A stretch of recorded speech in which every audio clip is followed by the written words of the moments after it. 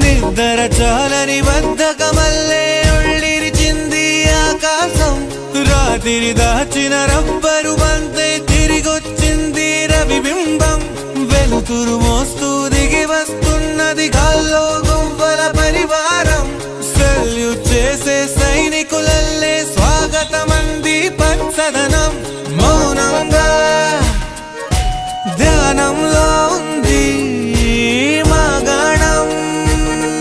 చిట్టి వడ్రంగి పిట్టల టిక్కు టిక్కు కొమ్మరన్నల్ల మైనాల కుక్కు కుక్కు. ఇది పల్లెకి తెలిసిన మెలోడియా.